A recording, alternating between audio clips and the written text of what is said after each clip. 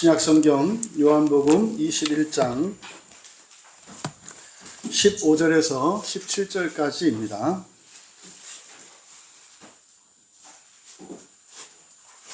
한 목소리로 함께 읽겠습니다.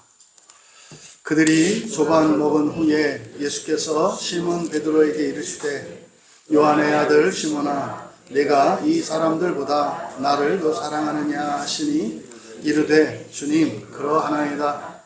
내가 주님을 사랑하는 줄 주님께서 아시나이다. 이르시되 내 어린 양을 먹이라 하시고 또 두 번째 이르시되 요한의 아들 시몬아 내가 나를 사랑하느냐 하시니 이르되 주님 그러하나이다. 내가 주님을 사랑하는 줄 주님께서 아시나이다. 이르시되 내 양을 치라 하시고 세 번째 이르시되 요한의 아들 시몬아 내가 나를 사랑하느냐 하시니 주께서 세 번째 내가 나를 사랑하느냐 하심으로 베드로가 근심하여 이르되 주님 모든 것을 아시오매 내가 주님을 사랑하는 줄을 주님께서 아시나이다. 예수께서 이르시되 내 양을 먹이라. 아멘. 잠시 기도합니다. 저희들 안에 거하시는 성령 하나님, 참으로 악하고 미련하고 어리석은 자가 영광스럽고 거룩하며 신비로운 하나님의 말씀을 전하고자 합니다.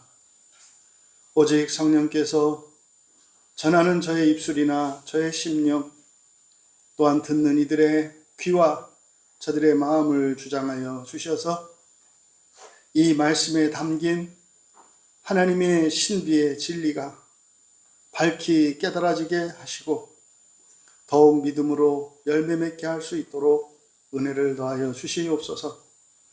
감사하며 예수님의 이름으로 기도하옵나이다.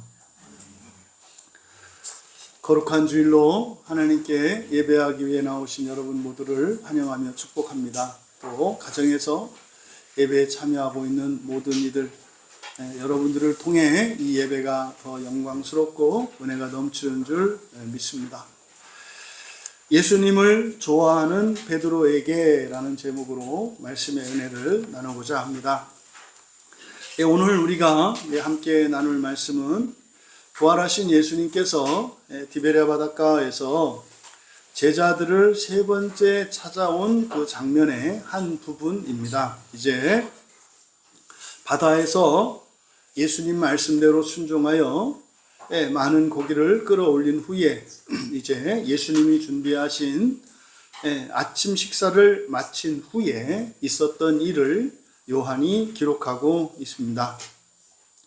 오늘 본문은 특별히 예수님께서 예수님을 부인했던 세 번이나 부인했던 이 베드로를 세 번째로 찾아오셔서 그리고 세 번의 질문을 통해 베드로를 회복시키시고 또 그에게 새로운 사명을 맡기시는 아주 중요하고 또한 감격스럽고 놀라운 본문입니다. 오늘 말씀을 통해서 예수님께서 베드로에게 그리고 동시에 오늘날 우리들에게 주시는 이 구원과 그 신적인 사랑과 사명의 의미를 깊이 깨닫는 그런 시간이 되기를 바라고, 이 본문을 대하실 때 예수님의 이 말씀은 결단코 베드로의 잘못을 지적하는 본문이 아니라는 것을 기억하셔야 합니다.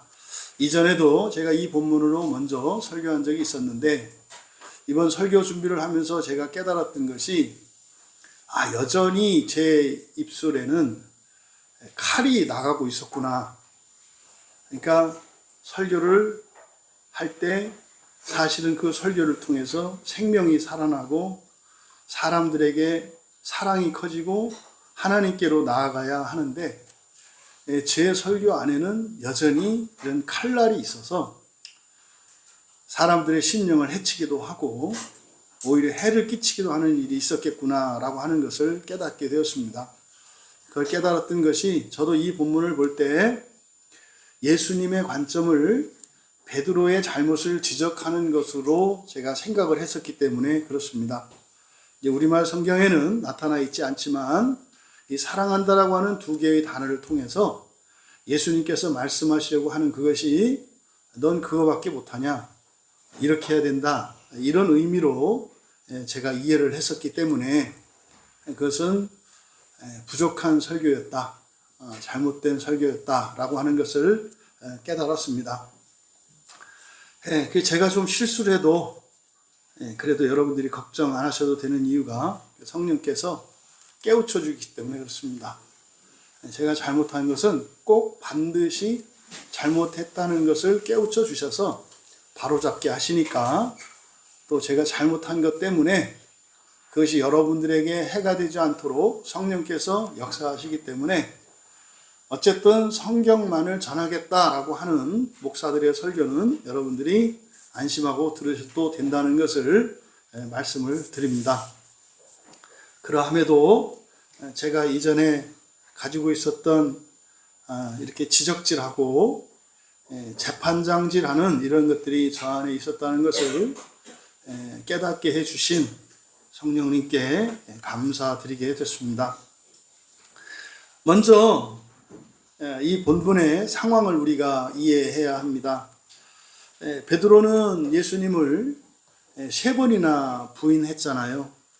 그래서 베드로는 아직도 자기가 참으로 예수님을 3번씩이나 부인했던 그게 굉장히 뼈아픈 일이고 너무나 수치스러운 일입니다. 아마 베드로 생전에 그렇게 의리를 저버리고 제 한 목숨의 안전을 위해서 그렇게 했던 적은 없었을 것으로 보입니다. 아마 평생에 처음으로 했던 배신 행위였을 것으로 여겨져요. 그래서 사람들이 오해하는 게, 교회를 다니는 사람들은 보통 사람들, 교회 다니지 않는 사람들보다 더 나아야 한다, 이런 생각을 가지고 있는데 큰 오해입니다. 예수님을 믿게 되면 이전보다 처음에는 나아지는 듯 하다가 이제 예전에는 포장하고 감추었던 것들을 내려놓으면서 이제 본성이 드러납니다. 그래서 예전에 내가 살았던 삶보다, 그리고 내가 생각했던 내 자신보다 훨씬 못한 존재라고 하는 것을 깨닫고 그렇게 사는 일이 일어납니다. 그래서 오히려 예전만 못한 것 같은 이런 때가 일어나요. 이게 이제 자유로 인한 거거든요. 그런데 그러면은 예수를 믿으면 어떻게 되는가? 이제 진짜 자기를 찾게 됩니다. 그리고 예수님을 믿고 교회 다니는 사람들의 특징은 정직해지고 온전해지고 자기의 정체성을 가지고 살아가게 되는데 날마다 더 나은 사람이 되어갑니다. 이건 예외가 없습니다. 날마다 더 나은 사람이 되어갑니다. 이거는 다른 사람보다 더 나은 사람이 아니라 나 자신이 어제의 나보다 더 나은 내가 됩니다. 오늘의 나보다 더 나은 내일의 나를 살아가게 됩니다. 이것을 기억하셔야 합니다. 그래서 지금 이 베드로에게 아직 그 배신의 기억, 그 죄책감이 있고, 그 죄책감은 두려움과 수치심을 낳습니다. 그런데 두 번째 방문으로 두려움은 해소가 됐습니다. 그래서 지금 베드로가 집 바깥으로 나와서 이제 고기를 잡고 있는 거죠. 그런데 아직 온전히 회복되지 못한 게 있습니다. 바로 수치심의 문제입니다. 죄책감이죠. 바로 이 부분을 예수님께서 해방시켜 주시려고 하는 겁니다. 이 수치심으로부터 해방시켜 주시고, 궁극적으로는 모든 근본 감정을 사랑으로 승화시키기 위해 사명이 필요하다는 것과, 또 이 사명의 시작은 예수님을 사랑하는 것임을 가르쳐 주시는 장면입니다. 또한 예수님은 베드로가 이전에 했던 그 신앙 고백, 그 신앙 고백 의미가 무엇이고, 또 그때는 정말 하나님의 은혜로 성령께서 넣어주신 말을 고백을 했지만 그것이 베드로의 것은 아니었습니다. 근데 이제 여기에서는 베드로가 먼저 입으로 고백했던 그 신앙 고백의 의미가 무엇인지, 그래서 그 신앙 고백이 베드로의 신앙 고백이 될 수 있도록 하는 건데, 그것은 구원관과도 관계되어 있습니다. 사람들이 바라는 구원관, 사실은 지금 베드로도 마찬가지죠. 여러분들의 신앙 고백은 여러분들의 구원관과 일치합니다. 그래서 여러분의 구원관은 또 여러분들의 신앙 고백과 일치합니다. 그래서 바로 그 베드로의 신앙 고백과 구원관에 대한 무지와 오해를 바로잡아 주시고, 이들을 사람 낚는 어부가 되게 하시겠다고 하셨던 그 말씀을 이루시기 위해, 다시 말해 베드로와 이 제자들을 사람 낚는 어부로 살아갈 수 있도록 도우신 사건입니다. 그래서 사명은 책임만 있는 것이 아니라 바로 이 사명의 1차적인 목적은 사명을 받는 그 제자들의 정체성과 또한 구원의 완성이라고 하는 목적이 있습니다. 그래서 사명은 나를 위한 것인 동시에 세상 사람들을 위한 것입니다.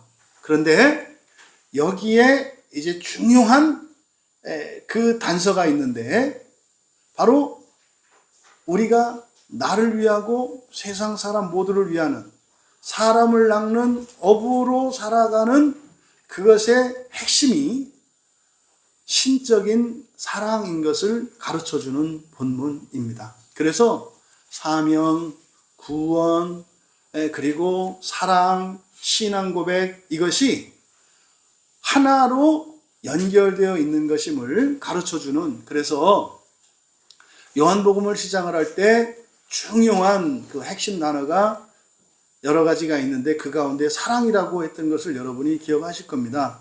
놀라울 정도로 다른 복음서에는 잘 안 나오는 게 사랑이라는 말이고, 여기 요한복음에는 다른 복음서를 합친 것보다 훨씬 더 사랑이 강조되고 있다. 그래서 요한서신에 가서도 사랑에 대해서 말씀하고 있다. 그래서 요한을 사랑의 사도라고 말을 하는데, 조심할 것은 사랑, 구원, 사명, 신앙 고백, 이것이 한 덩어리라는 거예요. 이것이 다른 이름으로 불리는 사실은 부활에 대한 이야기입니다. 부활에 대한, 이것을 이제 본문을 통해서 잘 살펴보도록 하겠습니다. 오늘 본문을 정확하게 이해하기 위해서는 헬라어 원문에 쓰인 그 단어들을 구별해 볼 필요가 있습니다. 첫 번째가 사랑하다라는 말입니다. 우리 아마 여러분들은 이미 이 내용은 다 알고 있을 겁니다. 우리말로는 그냥 사랑하다라고 되어 있습니다만 두 개의 단어가 사용되고 있다. 그래서 필레오라고 하는 단어와 아가파오라고 하는 단어가 사용되고 있다.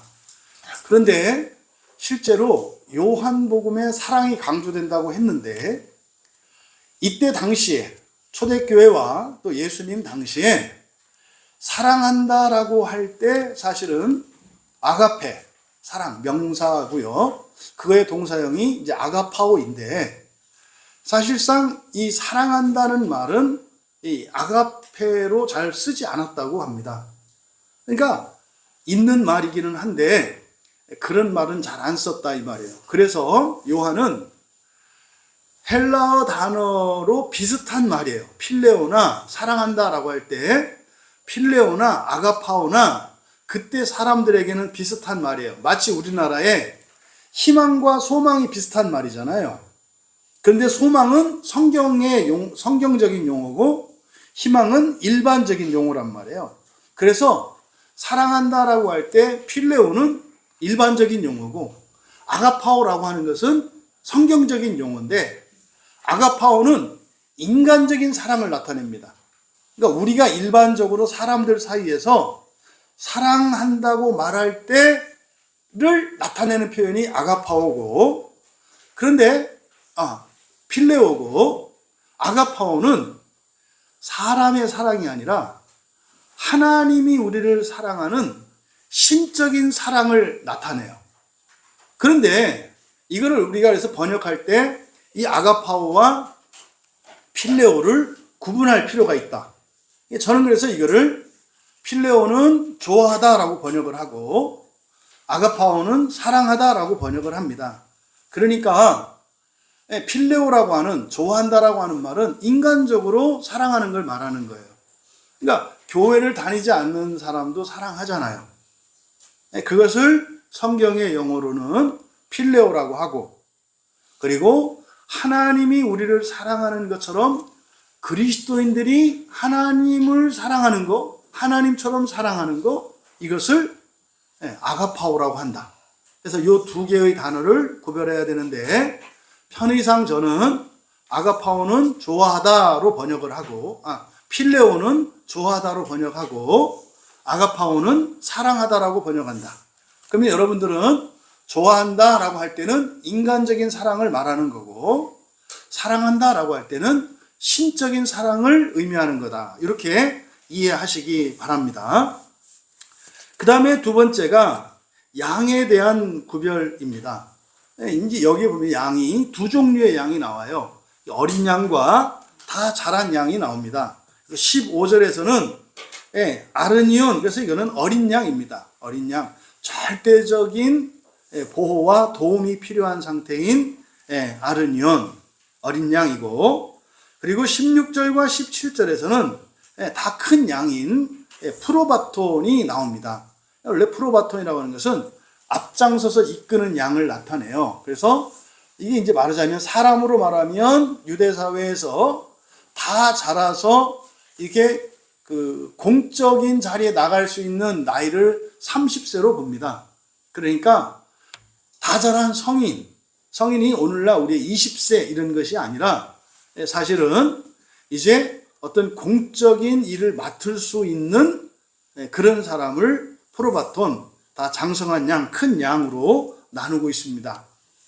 그 다음 세 번째가 돌보는 것에 대한 목양의 구별입니다. 여기 보면은 먹이는 것, 보스코라고 하는 먹이는 것과 그 다음에 돌보는 행위인 포이마이노가 구별되어 사용됩니다. 그러니까 여기서는 양도 두 종류로, 그리고 섬기는 것도 두 종류로 구별되어 있다는 것을 여러분들이 먼저 정리를 하고 계셔야 됩니다. 그래서 이 단어의 차이는 여러분들이 교회 생활을 할 때, 그리고 여러분들이 일상생활을 할 때 사람들을 어떻게 구별해야 하며, 또 그 사람들에 대해서 여러분들이 어떻게 대해야 하고, 또 그 사람들의 행동이나 이런 것들에 대해서 어떤 판단을 내려야 하는지 그 기준을 제공하는 것입니다. 이게 정리가 안 되어 있으면 굉장히 여러분 자신이 큰 실수를 하고 잘못하고 죄를 저지르고 어렵게 인생을 살아가게 됩니다. 근데 여러분들이 이 기준을 알고 있으면 훨씬 여러분들이 대인관계나 또 신앙생활하거나 일상생활을 할 때도 큰 도움이 되고 유익이 됩니다. 다음으로 시몬 베드로에 대한 이름이에요. 여기 보면 이제 시몬과 베드로라고 하는 이 두 개의 이름이 이제 예수님에게서 사용이 되는데, 여러분들이 전에도 한번 말씀드렸습니다만 성경에서 베드로야 라고 할 때와 시몬아 라고 할 때와 또 시몬 베드로야 라고 할 때 의미가 다르다, 이렇게 말씀을 드렸습니다. 근데 여기 보시면은 예수님께서 말씀하시는데 15절을 보시면 조반 먹은 후에 예수께서 누구에게요? 시몬 베드로에게 이르시되 그랬어요. 그러니까 예수님이 시몬 베드로에게 말씀한다 그랬어요. 그런데 시몬 베드로야 라고 하지 않으시고 부르실 때는 호칭을 다르게 부르세요. 그러니까 말씀은 누구한테 하신 거예요? 시몬 베드로에게 말씀하셨는데 직접 시몬 베드로에게 말씀하실 때는 베드로라고 부르지 않으시고 요한의 아들 시몬아. 이제 우리말 성경은 편의상 요한의 아들이라고 번역되어 있습니다만 원문에서는 그냥 소유격으로 되어 있어요. 그래서 요한의 시몬 이렇게. 근데 여기서 요한의 아들이라고 이렇게 번역하는 것은 마태복음 16장에서 바로 베드로의 유명한 그 신앙 고백 16장 16절에 주는 그리스도시요 살아계신 하나님의 아들입니다라고 하는 신앙 고백을 했을 때 깜짝 놀라시면서 네가 한 거 아니야. 그거는 진짜로 하나님이 너한테 가르쳐 주셔서 그냥 한 거야. 너의 신앙 고백 아니야. 하지만 그 말씀을 들으시고 예수님이 그때 이름을 바꿔주세요. 그래서 시몬을 그때부터 베드로라고 바꾸시거든요. 그래서 시몬 베드로야 할 때는 뭡니까? 두 개의 정체성을 다 알려주는 말이에요. 시몬이었다가 베드로 된 자야 이런 뜻이거든요. 근데 지금 여기서 요한의 아들 그대로 원문대로 하면 그냥 요한의 시몬아 이렇게 돼 있어요. 그러니까 소유격이니까 그 안에 속해 있는 거잖아요. 물론 이 베드로의 아버지가 그러니까 베드로 되기 이전에 시몬이죠. 시몬이라고 하는 이름은 누가 지어준 거예요? 아버지 요한이 지어준 거예요. 또 베드로는 누가 지어준 거예요? 예수님이 지어주셨는데 시몬은 태어났을 때 이름 없을 때 지어진 이름. 이게 시몬이에요. 육신의 아버지가 지어준 이름. 그런데 베드로는 시몬이라고 하는 이름을 가졌던 베드로에게 예수님이 준 이름이에요. 여러분 여기서 창세기 1장과 창세기 2장에 사람이 다르다 그랬죠. 사람이 다르다 그랬죠. 예수님이 보면 이름을 바꿔주시고 구약에서도 이름을 바꿔주시잖아요. 특히 야곱의 이름을 이스라엘로 바꾸신단 말이에요. 그러니까 이게 굉장히 중요한 의미가 있는 거예요. 그래서 이스라엘이 왜 야곱의 자손으로부터 12지파가 됐느냐? 아브라함으로부터 되어야죠, 원래. 믿음의 조상은 아브라함이잖아요. 그리고 아브라함도 뭐예요? 아브람에서 아브라함으로 바뀌었잖아요. 그러니까 그 가정의 그 집의 시조여가지고 모든 열국의 아버지라 이름이 분명히 바뀌었거든요.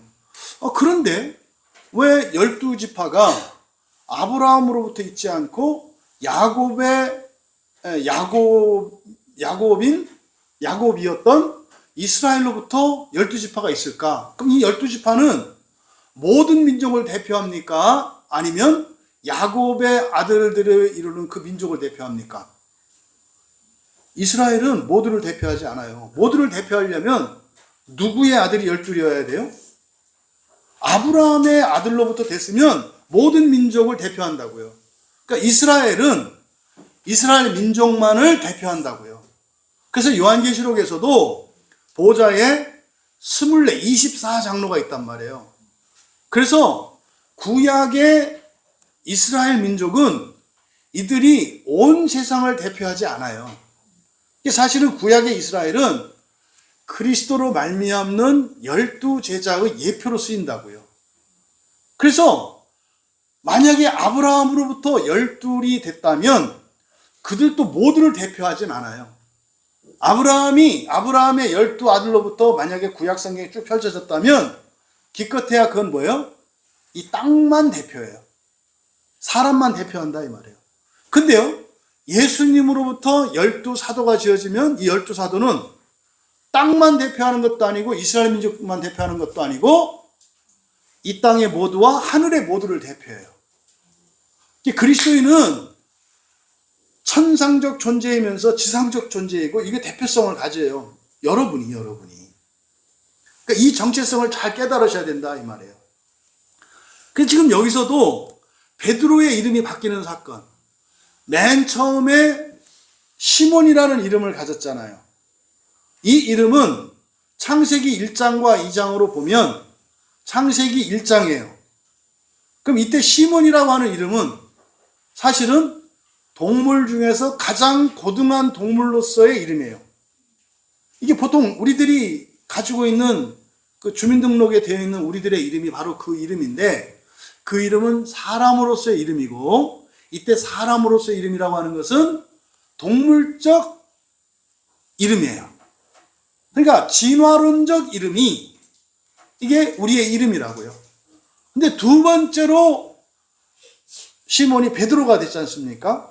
그래서 이 전례를 따르는 게 로마 캐토릭의 세례명이에요.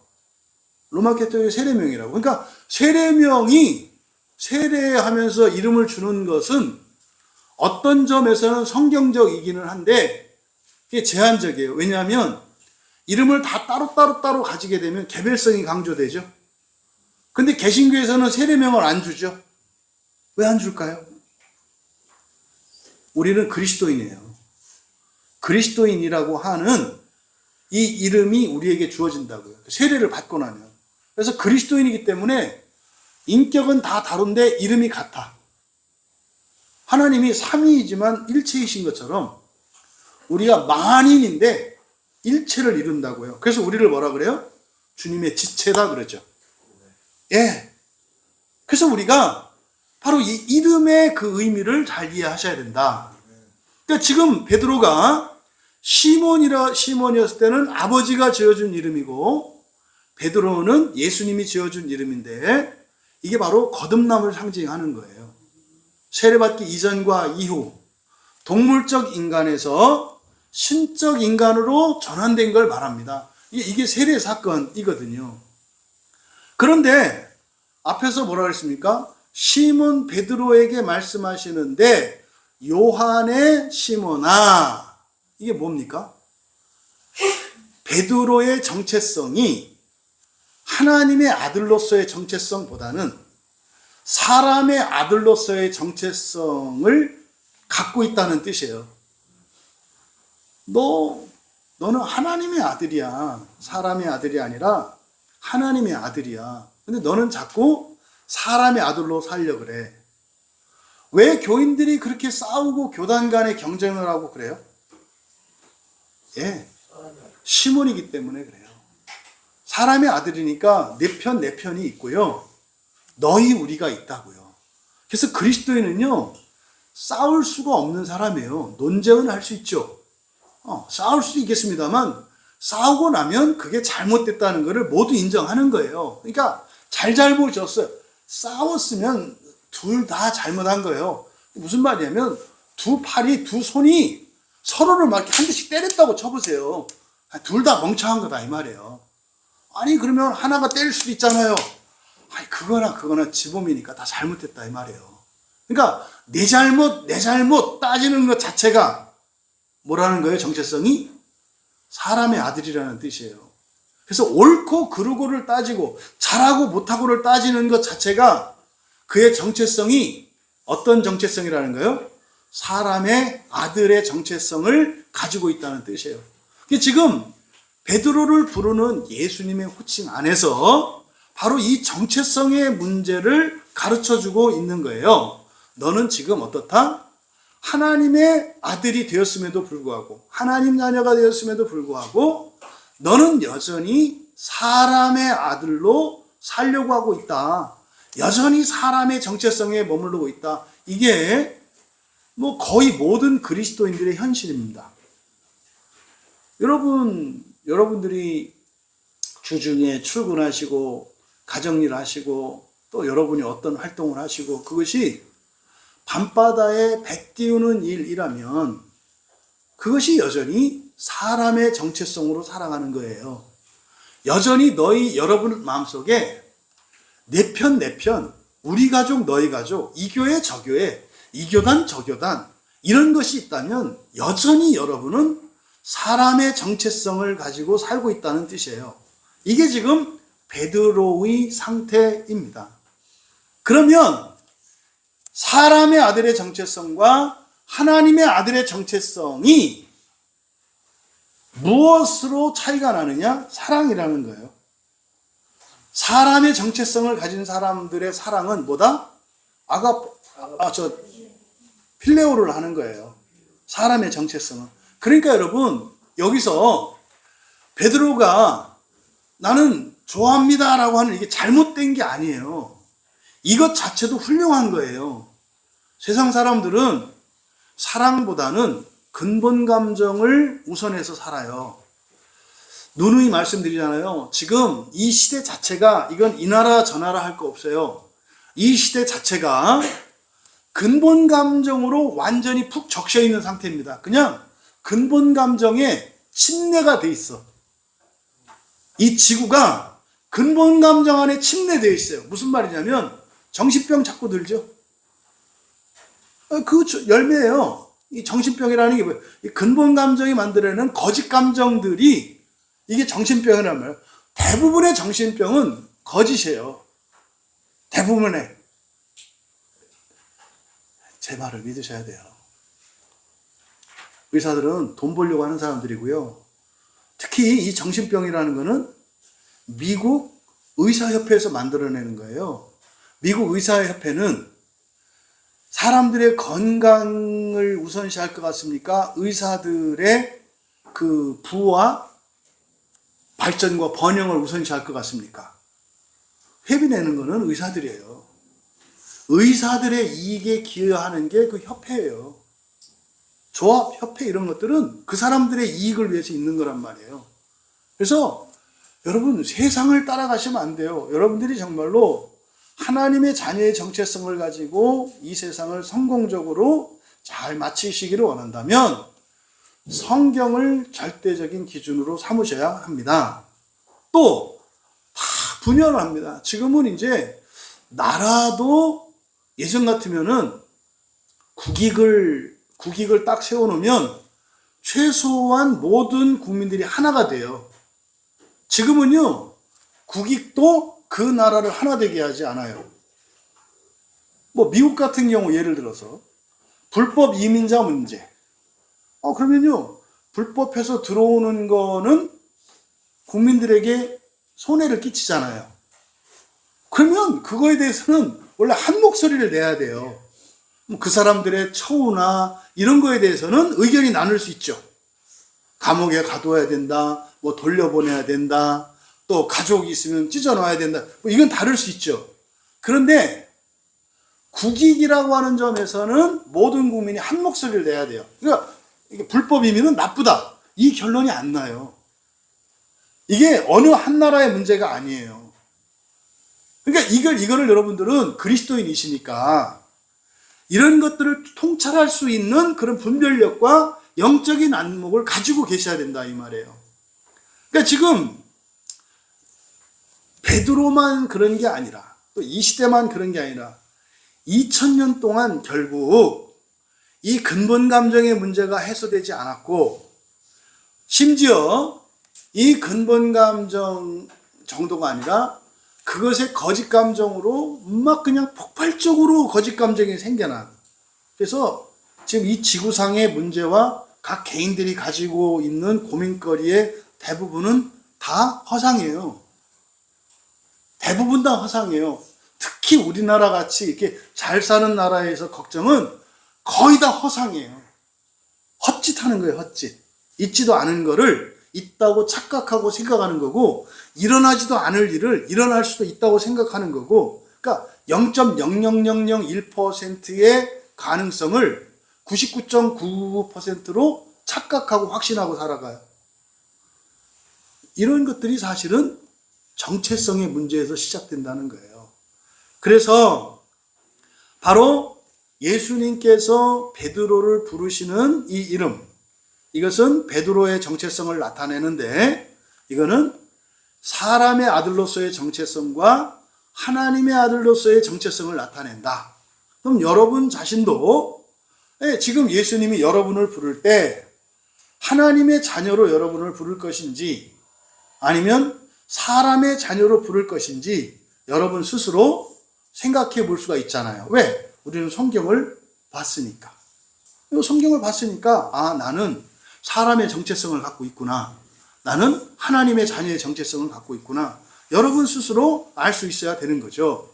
근데 그 경계, 그 기준이 되는 게 뭐다? 사랑이라는 거예요. 사랑. 신적인 사랑이 있는가? 이거 신적인 사랑. 지금 베드로는 어떤 상태다? 인간적인 사랑을 하고 있는 거다. 인간적인 사랑도 훌륭한 거다. 근본 감정이 아니라. 근데 인간적인 사랑을 가지고 있으면 끊임없는 근본 감정과 거짓 감정에 도전을 받아요. 조금 전까지만 하더라도 이들이 바로 두려움 때문에 집 안에 숨어 있던 사람들 아닙니까? 그리고 예수님이 지금 세 번째 방문한 베드로 개인의 목적은 바로 근본 감정의 무엇 때문이다? 수치심 때문이다. 예수님을 배신했던 그 수치심. 근데 공교롭게도 세 번의 방문. 그죠? 세 번째 방문. 그리고 뒤에서 하시는 세 번의 질문. 이거는 사실은 베드로의 세 번의 부인. 333, 333, 333 이렇게 세 번 겹치잖아요. 그래서 세 번의 부인이라는 것은 완벽한 부인을 말하고요. 네, 세 번의 방문이라는 것은 완전한 방문을 의미하고요. 그래서 이 세 번의 질문은 완전한 회복을 의미하는 거예요. 이렇게 이해를 하시고, 그래서 결국 베드로에게 베드로라고 이름을 지어주셨던 그 일을 상기시키고, 그래서 그때 베드로가 했던 신앙 고백의 의미가 무엇인지, 그 고백은 누가 하는 고백이라고요? 하나님의 아들들이 하는 고백이라고요. 사람의 아들은 할 수 없는 고백이라고요. 그러니까 하나님의 아들의 고백, 이건 결국 구원이 무엇에 관한 거다? 사람이 신되는 게 구원이다. 사람의 정체성을 가지고 있으면 그 사람의 구원은 뭐예요? 사람으로서 온전케 되는 게 구원이에요. 그래서 앞에서 그리스도 논쟁에서 사람 그리스도를 믿느냐, 하나님 그리스도를 믿느냐가 구원을 결정합니다. 마찬가지예요. 바로 이 부분을 말씀하시고, 여기서 지금 예수님께서 세 번의 질문을 하시면서 또 뭐예요? 세 가지 사명을 주시잖아요. 세 번의 명령이 있는데 이제 세 가지 사명을 주신단 말이에요. 그러니까 이제 불완전한 신앙 고백을 온전케 하시기 위해서 신적인 사랑을 해야 된다는 것을 가르쳐 주시고, 그것을 위해서 뭐가 필요하다? 사명이 필요하다라고 하는 것을 가르쳐 주시는 거예요. 그래서 이 사명의 시작은 신적인 사랑인데, 또 그 신적인 사랑을 가지는 것은 무엇을 통해서 가능하다? 사명을 통해서. 이 사명을 통해서 인간적인 사랑이 신적인 사랑으로, 또 그 사랑이 또 사명을 감당할 수 있게 하는, 그래서 이렇게 사명과 그리고 신적인 사랑의 이런 순환 구조를 가르쳐 주시는 거예요. 이게 뭡니까? 근본 감정의 승화죠. 근본 감정의 승화라고 할 때 그 승화에 하는 사랑은 신적인 사랑을 의미하는 거예요. 신적인 사랑. 지금 예수님께서 이 본문의 내용은 세 번의 질문을 하시고 베드로가 세 번을 대답한 내용으로 구성되어 있어요. 근데 예수님의 질문 속에서는 바로 베드로의 정체성과 베드로의 신앙의 단계와 그 수준이 내포되어 있어요. 그래서 이게 비슷해 보이지만 다릅니다.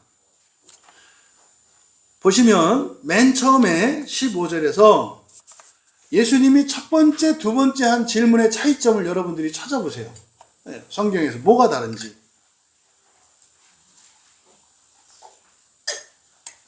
첫 번째 질문과 두 번째 질문의 차이점을 찾아내셨나요? 첫 번째 질문은 더 사랑하는지를 물어보셨어요. 비교급으로 더 사랑하는지를 물어보셨다고요. 두 번째 질문에서는 그냥 사랑하는지만 물어보셨어요. 물론 예수님이 말씀하신 사랑은 다 아가파오입니다. 신적인 사랑. 너 신적인 사랑을 하느냐라고 물어보신 거예요. 신적인 사랑을 하느냐고. 두 번째 이 질문의 공통점은 신적인 사랑을 하느냐고 물어보신 거고, 첫 번째 질문과 두 번째 질문의 차이점은 뭐라고요? 비교급이고 그냥 이거는 원급이에요. 그래서 첫 번째에 더 사랑하느냐고 이렇게 말씀하셨을 때 15절에서 여기서 내가 이 사람들보다 나를 더 사랑하느냐라고 했으니까 이 사랑하느냐라고 하신 아가파오는 신적인 사랑이라고 그랬잖아요. 그러니까 이거는 사실은 첫 번째 질문은 무엇에 대한 질문인 거예요. 그러니까 여기서 지금 이 사람들 그랬거든요. 이 사람들에 대한 해석의 여지가 있어요. 이게 사람이라고 대명사를 썼기 때문에 사람이라고 할 수 있고 이것들이라고 할 수도 있고, 그러니까 지금 요 앞에서 이것들이 될 수 있는 후보, 바로 앞에 어떤 일이 있었죠? 이들이 예수님 말씀대로 잡은 물고기들이 있었잖아요. 그러니까 물고기들과 예수님을 비교하는 것일 수도 있어요.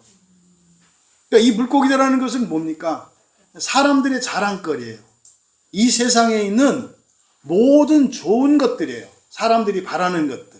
그러니까 이 세상에 있는 모든 것들과 나 중에 나를 더 사랑하느냐? 이게 사실은 이거는 베드로가 예수님을 부인했던 그 근본적인 원인이죠. 그때 부인했던 건 뭐예요? 예수님보다 사실은 자기의 목숨, 다른 것들을 더 사랑한 거죠. 그 질문이에요. 근데 두 번째는 그냥 사랑하느냐 그랬는데 아가파오라고 그랬잖아요. 그러니까 너의 사랑은 인간적인 사랑이냐 신적인 사랑이냐를 두 번째 물어보신 거죠. 그래서 첫 번째, 두 번째 질문이 달라요. 그런데 베드로의 대답은 어때요? 한결같아요. 똑같아요. 네, 주님, 내가 주님을 필레오 하시는 줄 아십니다. 이게 무슨 말이에요? 그러니까 사실은 예수님이 신적인 사랑에 대해서 말씀하시는데 이게 뭔 말인지 모르겠는 거예요. 왜 모를까요? 부활이 무엇인지를 모르기 때문에 그래요. 교회 안에서조차 사랑 이야기 하는데 아가페가 아니고요. 아가파오의 그 신적인 사랑이 아니고 교회에서도 말하는 사랑이 뭐예요? 필레오입니다. 필레오. 그래서 신적인 사랑과 그 인간적인 사랑의 차이. 이게 뭐라고 그랬습니까? 전 좋아한다, 사랑한다 그랬는데 여러분들이 한번 생각해 보세요. 좋아하는 것과 사랑하는 것의 큰 차이가 뭡니까? 큰 차이점. 공통점은 있어요. 좋아한다는 점에서는. 네. 근데요, 차이점이 뭐죠? 좋아하는 것과 사랑하는 것. 이게 여러분들이 여러분 가족과 다른 사람을 비교하시면 돼요. 흔히 말해서 이런 가족 사랑, 그리스도인의 교인 사랑, 이거는 사실 이게 아가파오의 대표적인 거거든요. 여러분 가족을 사랑하는 거하고 다른 타인을 사랑하는 거의 큰 차이점이 뭐예요? 예? 조건이 있다 없다. 그죠? 그러니까 잘하면 사랑할 만하면 사랑해요. 근데 가족은 그게 아니에요. 무조건적인 사랑이라고요. 그리고 또요. 끊고 안 끊고예요. 끊고 안 끊고. 다른 사람은 딱 끊을 수 있어요. 난 뒤끝 없어. 이런 사람들. 이거 조심해야 돼. 뒤끝 없다고 하는 사람들은 언제든지 끊어낼 수 있다는 얘기예요. 이거 협박하는 거예요. 잘해. 똑바로 해. 여차하면 날 끊으니까 나한테 허점을 보이지 마. 뭐 이런 거거든요. 조심하셔야 돼요. 근데요. 가족 사이에는 그런 게 없죠. 끊고 안 끊고가 없어요. 그럼 여러분이 지금까지 교회 생활 하시면서 어떻게 살아오셨나 보세요. 사람을 끊을 수 있다 없다 관계가 끊을 수 있다 없다에 따라서 여러분들이 가지고 있는 사랑이 그리고 정체성이 인간적인 사랑이고 인간적인 정체성인지 하나님의 자녀된 신적인 정체성과 신적인 사랑인지를 아는 거예요. 그래서 그리스도인은 끊는 거 없다. 끊는 거 없다. 우리 주일학교 애들 전도할 때 그 얘기 많이 해요. 이렇게.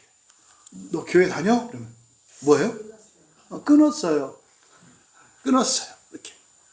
그럼 그게 뭐예요? 이 아이들이 가지고 있는 정체성이 뭐라는 거예요? 사람의 정체성을 갖고 있고 신앙생활의 목적 자체가 뭐예요? 사람으로서의 어떤 기대감을 갖는 신앙. 요거를 세속적 신앙이라고 하죠. 근데 지금 요한복음의 주제가 뭐라 했습니까? 하나님 나라에 들어갈 수 있는 자 신에 대한 주제라고 그랬잖아요. 그러니까 지금 요한복음 끝에서 지금 요 말씀을 하는 게 딱 맞죠. 그러니까 여러분은 하나님의 자녀의 정체성으로 하나님의 사랑을 목표로 살아가시기를 바랍니다. 그래서 이 근본 감정이 신적인 사랑을 가질 수 있는 디딤돌이 돼요. 근본 감정이. 그래서 있잖아요. 좋은 사람들이 회개하기가 어려워요. 괜찮은 사람들이 회개하기가 어렵다고요. 왜? 인간적인 사랑이 있거든. 인간적인 사랑이 있기 때문에 나는 많이 참고 많이 헌신하고 이렇게 하거든. 그러니까 회개하기가 어려워. 그러니까 회개는 사람들이 보통 잘못한 거를 바로잡는다고 생각한단 말이에요. 지금 이 본문을 절대로 베드로가 잘못하는 걸 갖고 잘못하는 거로 착각하시면 안 된다고 그랬어요. 이거는 사자성어로 주마가편 같은 거예요. 잘하고 있는 베드로에게 인간적으로 잘하는 것으로 훌륭한 것으로 멈추지 말고 신적인 존재로 나아가라고 채찍질하는 장면이지 잘못했다고 하는 게 아니에요. 그거에 대한 가장 대표적인 구약의 본문이 뭐라고요? 욥기예요, 욥기. 욥기는 욥이 문제가 있어서 뭐가 잘못돼가지고 이렇게 하는 게 아니라 바로 너 인간적으로 그렇게 훌륭할 수 있으면 야, 너 그거에 100분의 1만 해도 신적인 존재가 될 수도 있어. 이게 욥기예요. 힘 빼고 살아도 돼. 이게 욥기라고. 그러니까 지금 여기서 여러분들이 예수님의 질문은 첫 번째, 두 번째 달랐다는 것. 그래서 다른 그 의미. 이 세상과 그리고 하나님 나라에 대한 비교 대상. 그럼 여러분들이 먼저 그래서 어떻게 해야 돼요? 이 세상보다 하나님 나라를 더 사랑해야 돼요. 예수님이 맨 처음에 회개하라고 하신 게 뭐예요? 제발 우리 광야 교인들만큼은 회개하라고 하셨던 이 말씀의 의미를 좀 이렇게 좀 각인시키셨으면 좋겠어요. 똑바로 해. 왜 그래? 이런 의미가 아니에요. 회개하라라고 하는 의미는 이 지상을 목표로 살아가는 모든 사람에게 뭐 하라는 거예요? 고개 들어 하늘을 보라는 뜻이에요. 예수님이 회개하라고 한 거는 고개를 들어 하늘을 보라 이거예요. 거기 약속이 있어요. 고개를 들어서 하늘만 보면 네가 인간적으로 못하는 일도 할 수 있게 되고 누릴 수 없는 것도 누리게 되고 가질 수 없는 것도 가지게 될 거야. 이게 회개예요. 그러니까 첫 단추가 꿰야 된다고요. 근데 죄송하지만 거의 모든 그리스도인들이 아직도 다 땅에 처박고 살아요, 고개를. 답답한 거예요. 고개만 들어도 인생이 그냥 이 세상을 사는데도 굉장한 유익이 있다니까요. 근데 그냥 땅에 처박고 산다고 욕하는 거예요, 제가. 처박고 산다고. 왜 그렇게 고집을 부리느냐고. 그게 대부분 어디서 나와요? 자기의 인간적인 의에서 나와요. 그게. 그래서 공교롭게도 인간적으로 좀 모자란 사람들이 고개 들기가 쉬워요. 그렇다고 절대 아싸하면 안 된다. 고개만 들고 손발이 안 움직여. 이렇게. 그냥 꿈꾸는 자야. 난 고개 들었어. 넌 고개 안 들었지? 누가 더 낫다가 아니죠. 그러니까 고개를 들지 않은 것보단 든 게 낫고. 그런데요, 인간적으로, 도덕적으로, 인격적으로 훌륭한 건 또 그게 훌륭한 거죠. 구분해야 된단 말이죠. 그래서 첫 번째, 두 번째 질문의 차이점, 예수님의 차이점, 그리고 똑같이 대답을 한 이 베드로의 요 고백, 이거를 잘 구분하셔야 된다. 그런데 첫 번째, 두 번째 지금 베드로가 한 이 고백은요, 베드로가 예전에 요한복음 13장에서 했던 고백하고는 완전히 엄청난 차이가 나는 고백이에요.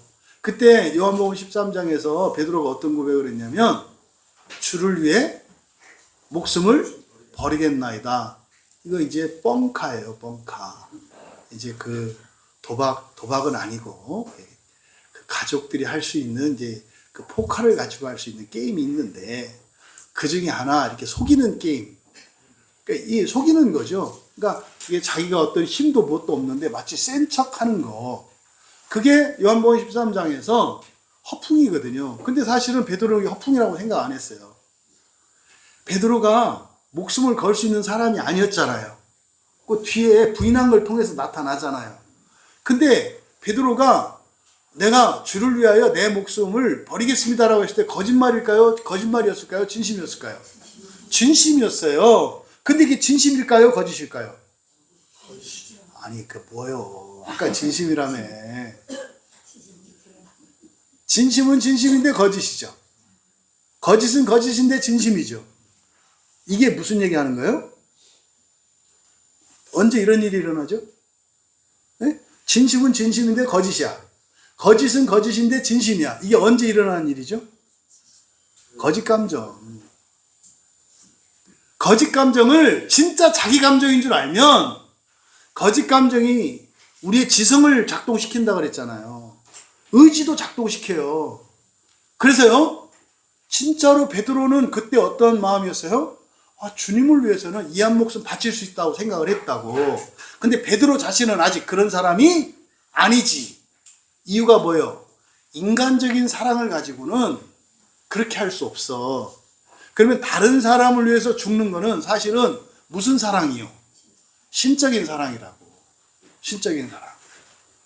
그래서 그렇게 말하자면 목숨까지도 받겠습니다. 이건 사실은 허풍이거든요. 본인은 허풍인 줄 몰랐지.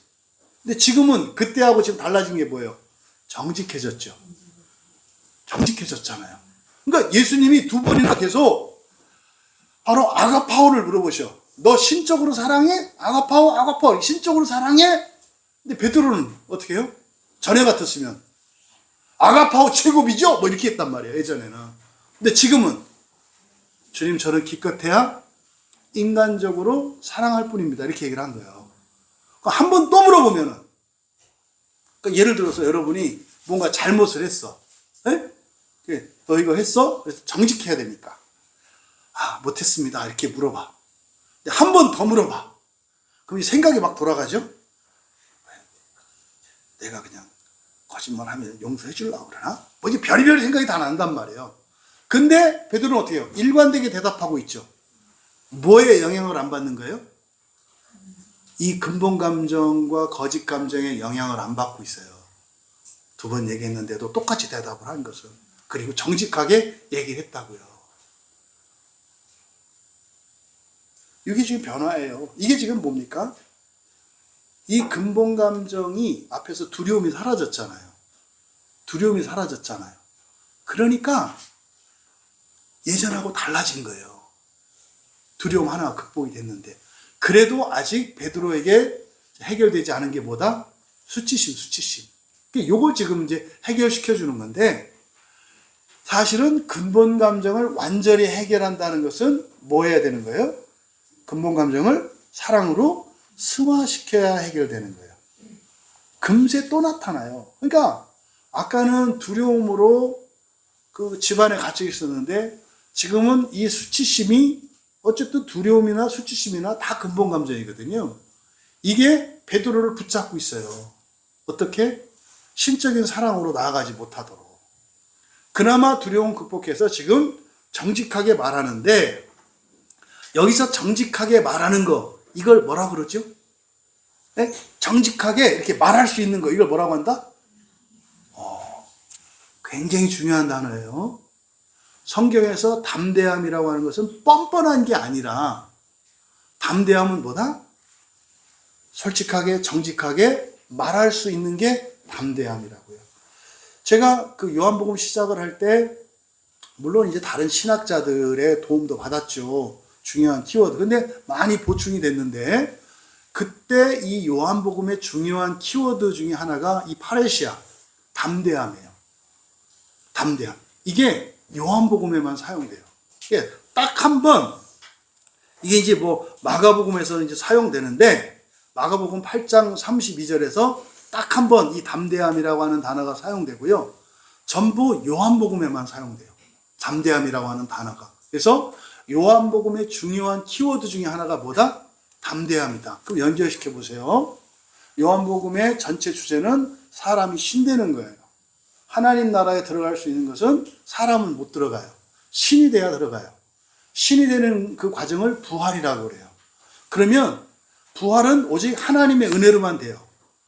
그래서 오직 예수 그리스도를 통해서만 우리가 부활할 수 있어요. 그래서 우리가 오직 예수라고 하는 것은 무엇에 대한 이야기예요? 부활에 대한 이야기예요. 근데 그 부활이 사람이 신되는 게 부활이 아닐 때는 오직 예수라고 하는 말이 의심이 되고 질문이 돼요. 왜냐하면 교회에서 말하는 구원이 다른 종교에 있거든요. 있어요. 사람이 신되는 거 말고는 이런저런 얘기를 막 하는데 다른 종교에 다 있다니까요. 그 다른 종교에 대해서 모르면서 뭐 여기만 있다고 얘기를 하니까 참 꽉 막힌 사람들이 되는 거예요. 그리스도인들이. 여러분 아시죠? 그 니체가 이야기했던 자라투스트라. 그게 조로아스트교잖아요. 그 조로아스트교가 성경에 있는 사상과 굉장히 유사한 게 많아요. 거기도 삼신사상이 있거든요. 아버지 하나님, 아들 하나님, 삼신사상 거기도 있고요. 굉장히 비슷해요. 그러니까 뭐 다른 종교 뭐 공부도 안 하고 그냥 뭐 성경에만 있다고 그러니까 무식하면 용감하다고 그런 거죠. 그러니까 사실은 기본적으로 여러분들이 알아야 되는 복음은 사실은 뭐다? 이 세상만 있는 게 아니라 하나님 나라도 있다. 이 세상은 뭐요? 차별이 있고 불평등한 세상이에요. 그리고 유한한 세상이에요. 이 세상. 근데요, 차별도 없고 불평도 없고 완전한 세상, 불멸의 세상이 있다. 이게 복음의 1번이에요. 두 번째, 이 세상 살아가는 사람과 그 세상 살아가는 존재가 다른데 그 세상을 살면 신이 되어야 된다 이거예요. 신이 되어야 한다. 그래서 기독교를 믿고 성경을 믿고 교회 가는 이유는 뭐예요? 사람이 신되기 위해서 가는 거예요. 그러면요, 허황된 얘기잖아요. 당연히 허황된 얘기예요. 그래서 그게 어떻게 가능하냐? 이게 보통 사람들이 복음이라고 얘기하는 진술이 요거에 대한 설명이에요. 그러니까 요 앞에 부분은 떼내고 그냥 예수 그리스도가 복음이래. 아니 예수 그리스도가 복음이 돼요? 여러분들에게? 응? 여러분이 살면서 막 어떤 힘들고 어려운 일이 있어. 막 돈 쪼달리고 일이 꼬이고 애들이 막 사고치고 막 이래. 근데 예수 그리스도 생각하면 마음에 평화가 찾아오고 그래 그냥 뭐 썩이든지 이렇게 돼요? 안 되잖아요. 아니 그뿐만 아니라 이 서구 그 제국주의적인 이 포교 방식에 의해서 스리랑카는 예수 그리스도 하면 예수 그러면 치를 떤다니까요. 제가 맨 처음에 스리랑카 가서 현지 목사님한테 부탁받은 게 예수라는 이름을 말하지 말라는 거였어요. 예수는 말하지 말고 그냥 하나님만 얘기하래요. 왜? 예수라고 하는 이름 자체가 치를 떨게 하는 거예요. 근데 막 아니라는 거지. 좋다는 거지. 니나 좋아라. 그러니까 얼마나 어이없는 일이 일어나는지, 왜 교회 다니면 좋고 왜 예수를 믿으면 좋은지, 그게 어떤 의미인지. 하나님 나라와 부활을 빼고는 이 복음이 복음되지 않는 거예요. 그래서 지금 이 베드로가 이제 비로소 깨닫게 되는 게 지금 뭐에 대해서 깨닫는 거예요?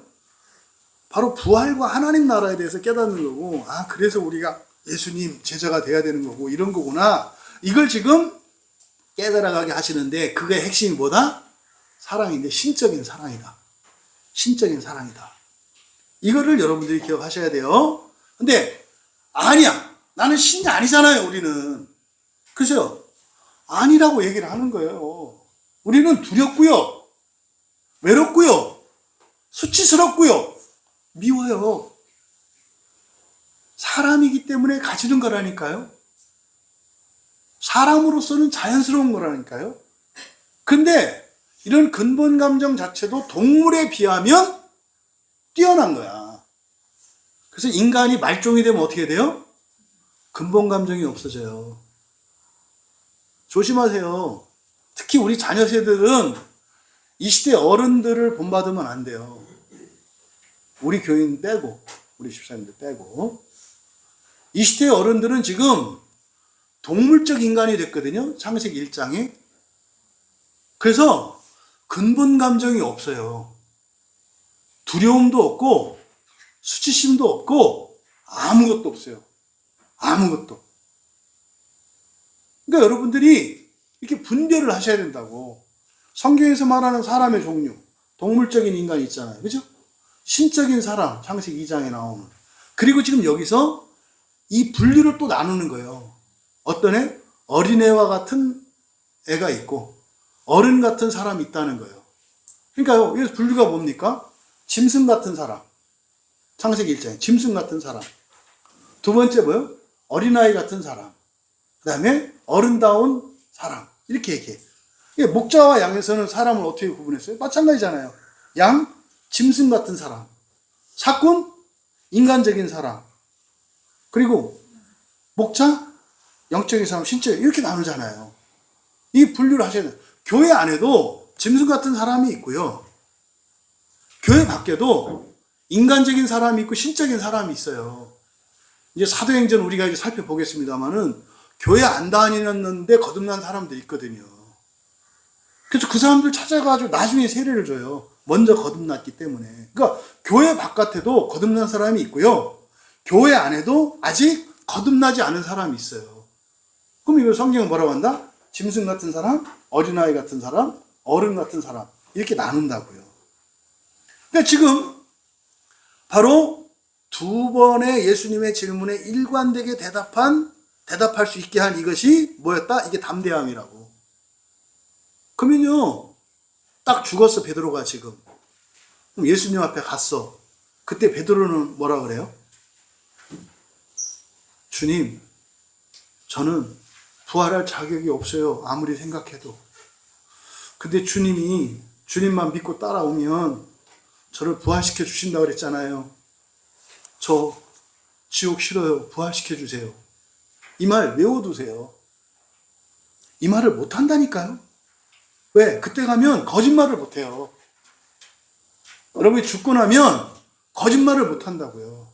여러분의 양심의 송사를 받으면 못한다고. 그러니까 이게 뻔뻔함이 아니라 지금 베드로와 같이 자기의 죄를 인정하는 상태. 그러니까 지금 뭐 구원파나 잘못된 교리를 가지고 있는 사람들은 뻔뻔해. 이런 사람은 어떤 사람이다? 동물적인 사람이에요. 짐승적인 사람이라니까요. 뻔뻔한 사람들은. 근데 교회 안에 구원의 확신이 없고 나는 정말 안 되나 봐. 나는 여전히 죄가 있어. 이런 사람이 어떤 사람이에요? 이게 신적인 사람이에요. 근데 이걸 문제 있다고 한단 말이에요. 처음 교회 개척했을 때 찾아왔던 많은 사람들이 이것 때문에 고민하는 거예요. 나는 아무리 해도 신자가 아닌 것 같아요. 신자가 뭔데? 죄인인 걸 아는 게 신자예요. 나는 죄가 없어. 이게 심각한 거라니까요. 죄가 없어 하는 순간 이거는 사람이 어떤 사람이 된다? 짐승, 동물 같은 사람이 되는 거라니까요. 물론 동물 같은 사람이라고 했을 때 인간 이하의 사람도 있습니다만 동물 같은 사람에도 두 종류가 있다고요. 인격적인 사람이 있고 짐승 같은 사람이 있고, 수준 이하 상식도 없는 몰상식한 인간이 있고, 교양 있고 점잖은 사람이 있죠. 이게 흔히 말하는 성인, 군자 이런 사람들이 인격적인 사람들이에요. 하지만 그 사람들을 성경에 분류로 놓고 보면 어떻다? 아직 신적인 사람은 아니에요. 그러니까 짐승적인 사람과 짐승적인 사람은 아닐지라도 다 동물적 사람의 분류 안에 들어간다 이 말이죠. 어쨌든 그 담대함을 가지시는 여러분 되시기를 진심으로 바랍니다. 담대할 수 있는. 여러분 알죠? 여러분 담대하지 않으신 거. 담대하지 않은 게 아니라 담대하지 못한 게 있지, 그죠? 하지만 담대함도 있죠. 그리스도인이 되면 담대함이 생겨요. 그게 뭐예요? 나의 약점이나 나의 잘못을 말할 수 있는 사람이 돼요. 이게 저 어렸을 때 보니까 담대하지 못했더라고요. 담대하지 못했더라고요. 못하고 잘못한 거는 말을 못해. 이렇게. 전 또 충청도 사람이라 다른 사람이 잘못한 것도 말을 못해. 담대하지 못한 거예요. 그 틀렸고 잘못하고 싫은데도 말을 못해. 뭐 이렇게 하는 거야. 그 이제 알아서 하라는 얘기인데 이게 담대하지 못한 거예요. 그러니까 담대함을 가지게 되면 어떻게 돼요?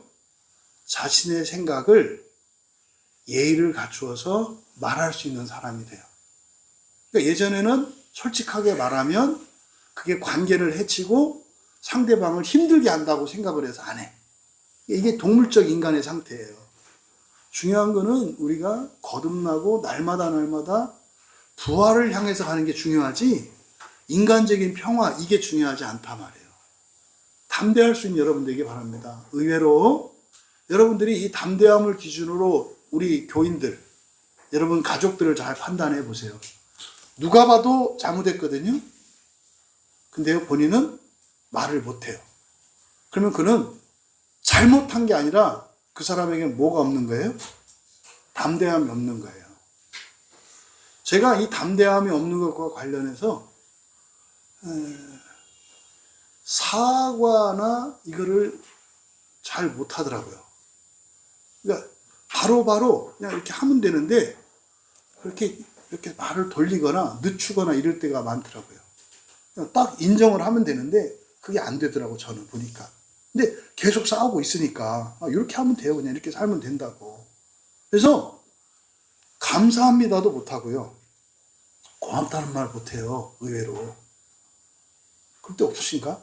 돌아서고 나서 감사하다고 할 걸 이런 거. 그리고 미안하다고 할 걸. 그리고 사랑한다고 할 걸. 말씀드렸죠? 아직 부모님들이나 이렇게 누구 살아계신 분들이 있으면 그건 아주 세뇌를 시키셔라. 여러분 가족 가운데 누군가가 돌아가실 때 반드시 해야 되는 세 마디예요. 그래야 그분이 인생을 정리할 수 있어요. 고맙습니다. 잘못했습니다. 사랑합니다. 이 세 마디면 인생을 정리할 수 있어요. 어떤 사람도 여러분이 아는 사람에게 고맙지 않은 사람 없어요. 다 고마워요. 근데 평소에 고맙다는 말 못한다고. 근데 꼭 죽을 때 하라는 게 아니라 될 수 있으면 뭐 해라? 살아서 다 해라. 살아서. 그러니까 아주 사소한 거라도 고맙다고 해라. 고맙다. 감사하다. 요새 민재하고 준민이 엄마한테 고맙다고 많이 하나?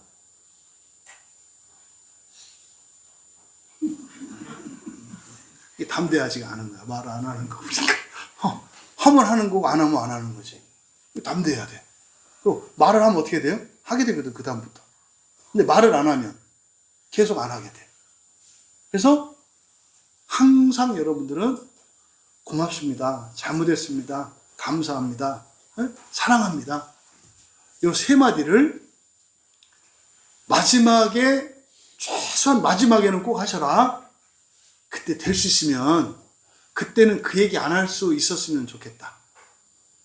같이 사는 동안 그때 일이 있을 때마다 잘못했는지 미안한지 그리고 고마운지 사랑하는지 이것을 다 하셔서 인생을 잘 정돈하시면서 사시기를 바란다. 근데 그렇게 할 수 있게 하는 게 뭐다? 담대함이다. 근데 이게 단지 현실의 처세만이 아니라 진짜로 이 담대함이 없으면 그 사람은 자기가 알아서 지옥 간다. 말씀드렸죠? 여러분들이 공동체적으로 첫째 부활에 참여할 수 있고 개인적으로 첫째 부활에 참여할 수 있어요. 근데 완전한 건 뭡니까? 개인적으로도 첫째 부활에 참여하고 공동체적으로도 첫째 부활에 참여할 수 있어야 돼요. 그럼 이 사람들은 자기의 가족, 가문, 주변에 있는 사람들을 첫째 부활로 데리고 갈 수가 있어요. 개인적으로 공동체적으로 된 사람. 그러면요, 교회적으로 온전해야 해요. 그래서 바른 교회를 찾아가는 일은 굉장히 중요하다고요. 건강한 교회. 그래서 교회의 3대 지표라는 게 있잖아요. 그렇죠? 교회가 건강한 교회냐 병든 교회냐를 알 수 있는 기준을 우리의 신앙의 선배들이 제시해 줬다고요. 그래서 건강한 교회의 첫 번째 기준이 뭐예요? 성경을 바르게 전하는 거예요. 성경을 바르게 전하는가? 두 번째는 뭐예요? 성례를 바르게 시행하는가예요. 성례를 바르게 시행하는가. 세 번째는 뭐예요? 권징을 바르게 시행하는가. 권징은 뭐냐면 잘못한 것을 잘못한 줄 알게 하느냐 이 말이에요. 사실은 이게 설교 안에 다 나와야 되는 거예요. 성경을 전할 때 이 성경 안에는 위로하고 격려하는 말도 있고요. 뼈 때리는 말도 있는 거예요. 그리고요. 이렇게 평안과 행복감을 누리게도 하고 겁먹게도 하는 거예요. 이게 설교 안에서 다 일어나야 되는 거예요. 그리고 성례를 바르게 시행하는가. 우리 교회는 이 세 가지 조건 다 갖추고 있습니다. 이거에 대해서 의문이 있거나 아니라고 생각하시는 분이 있으면 반드시 저한테 얘기를 해주셔야 돼요. 그럼 제가 크게 착각하고 있잖아요. 그죠? 그러면 반드시 얘기를 해주셔야 돼요. 뭐 어떤 분 그럴 수 있지. 목사님 저는 한 번도 뼈 때리지 않으시던데요. 그냥 좋기만 하는데요. 둘 중에 하나예요. 못 알아듣고 있거나 감이 마음에 되게 못 알아듣는 사람들 그때 딴 사람 생각해. 이거 누구 들어야 된다. 이거거든. 이게 주여가 아니라 죽여요. 그게 자기를 죽여. 여러분들이 다른 사람 해결할 수 있죠. 근데 뭐예요? 여러분 자신에게 적용시키고 이렇게 가야지 자기를 스킵하고 건너뛰고 다른 사람으로 가는 거는 여러분들이 설교를 통해서 오는 권징을 듣지 못하는 이유 중에 하나다. 그게 아니라면 아직 여러분의 인격성 안에 거치지 않은 방해가 있는 거예요. 대개는 거짓 감정이죠. 거짓 감정은 뼈도 안 때렸는데 뼈 때렸다고 생각하고 뼈 때린 건 딴 사람 생각하고 이렇게 돼요. 골치 아프지. 어쨌든 담대함을 가지시는 여러분 되시기 바란다. 그래서 이게 바로 이 부활과 관련했을 때 개인적이고 공동체적인 측면이 있는데 공동체적으로 첫째 부활을 얻었음에도 불구하고 지옥 가는 경우가 있어요. 뭐 때문에 그래요? 나는 지옥 가야 한다는 거예요. 그러니까 이 부분은 어떻게 할 수가 없어요. 제가 말씀드리잖아요.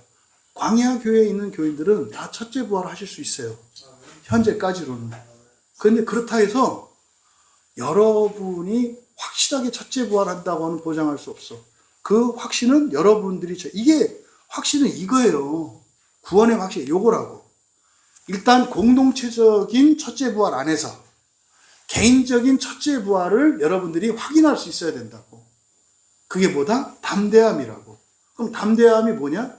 여러분들이 사람들과 만나서 관계를 맺을 때 정직하게 자기에 있는 생각과 감정들을 점점점 말하게 되느냐 안 되느냐. 그리고 여러분들의 사랑이 인간적인 사랑에서 신적인 사랑으로 나아가느냐. 이게 뭐다? 근본 감정을 신적인 사랑으로 승화시키는 일이 일어나는 거예요. 이거는 명확하게 알아요, 자기가. 내가 이렇게 신적인 사랑으로 변해가 이거 안다고요. 여러분이 담대한지 담대하지 않은지 알아요. 어떤 부분은 말을 못했었는데 예전에는 다른 사람이 굉장히 위험한 길로 가는데 말 못했던 사람이 있어. 이게 뭐예요? 담대함이 없었던 거거든요. 근데요, 조심스럽게 말할 수 있게 돼. 이게 뭐다? 개인적으로 내가 첫째 부활할 수 있는 사람이구나라고 하는 증거다 이 말이에요. 또 누군가를 엄청 미워했었어. 용서할 수 없었거든. 이제는 용서할 수 있게 됐어. 이런 것들이 개인적으로 첫째 부활할 수 있는 증거다. 그래서 지옥에 가지 않고 생명의 부활, 첫째 부활에 이른다는 것은 두 가지 조건이 맞나요? 확실하다. 그죠? 첫째는 뭐예요? 공동체적인 첫째 부활이 되어 있는가? 그 교회가 공동체적인 첫째 부활에 되어 있는가? 그 다음에 두 번째로 개인적으로 첫째 부활에 참여할 수 있는 증거가 있는가? 막연하지 않다고요. 이거는 착하게 살아라, 훌륭해라 아니에요. 엉망진창인 사람도 개인적으로 첫째 부활을 참여할 수 있어요. 바리새인하고 십자가에 달려서 사형선고 받았던 강도는 비교가 안 되는 사람이에요. 바리새인은요, 여러분들이 알고 있는 여러분 주변에 굉장히 존경할 만한 사람이 바리새인이에요. 근데요, 바리새인은 지옥 가잖아요. 근데 강도는 첫째 부활로 가잖아요. 절대로 여러분 인격적인 어떤 탁월함이나 이런 거를 제가 가볍게 여기는 게 아니에요. 동일시하면 안 된다고 말씀을 드리는 거예요. 그래서 여러분들이 이 부분을 정리하기 바라고, 담대함은 또 요한복음의 중요한 키워드 중에 하나다라고 하는 거. 그 다음 이제 세 번째 예수님이 물어보세요. 예수님의 이 세 번째 질문만 달라요. 네, 질문 자체가. 세 번째 예수님이 사랑하느냐고 17절에서 물어보실 때 비로소 여기서 필레오를 써요. 필레오를 쓰신다고. 그러니까요, 인정하시는 거예요. 이게 베드로를 알아 이 말이야. 네가 나 사랑하는 거지 이렇게 묻는 거죠. 근데 그 사랑은 어떤 사랑이다? 인간적인 사랑이다. 인간적인 사랑이다. 그 자체만으로도 인간적으로는 어떻다?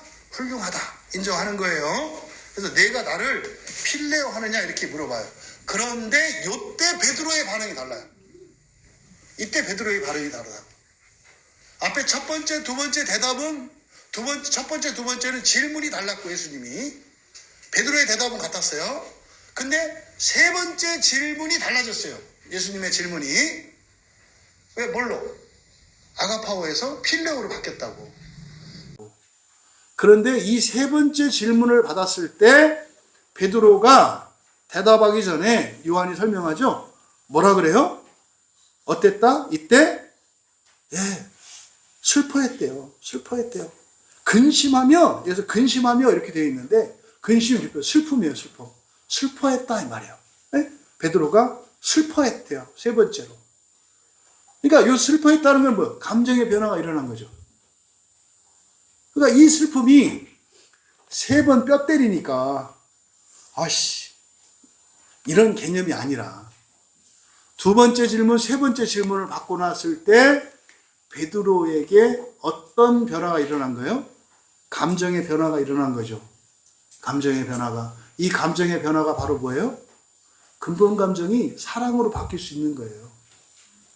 근본 감정이 사랑으로 바뀔 수 있다고. 인간적인 사랑이 신적인 사랑으로 바뀔 수 있게 된 거예요. 이 마음의 변화를 나타내는 거예요.